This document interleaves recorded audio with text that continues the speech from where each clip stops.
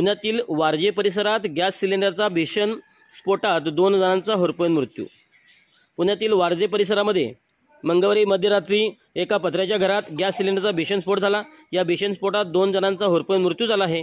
पुण्यातील वारजे मायवाडी परिसरातील घटना घडली आहे। वारजे मायवाडी परिसरात असणाऱ्या गोकुळनगर येथे पत्र्याचे बांधकाम असलेल्या घरामध्ये सिलेंडरचा स्फोट होऊन लागली होती भीषण आग। मध्यरात्री 3 वाजण्याच्या सुमारास ही घटना घडली।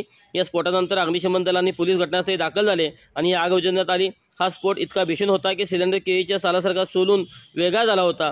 सिलेंडरचे सर्व भाग वेगवेगळे झाले होते। स्फोटामुळे बाजूच्या पत्र्याच्या शेडमधील सगळे सामान विखुरले होते।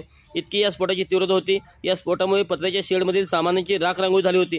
या स्फोटात जखमी झालेल्यांना रुग्णालयात दाखल करण्यात आले होते, मात्र या दोन्ही व्यक्तींचा उपचारादरम्यान मृत्यू झाला। मोहन चव्हाण आणि आतिश चव्हाण असे मृत्युमुखी पडलेल्या व्यक्तींची नावे आहेत। एकाचे वय 20 ते 22 तर दुसऱ्याचे वय अंदाजे 50 ते 55। या प्रकरणाचा अधिक तपास वारजे पोलीस करत आहेत। या भीषण स्फोटामुळे सिलेंडरची रिंग आणि इतर सर्व भाग वेगवेगळे झाले होते।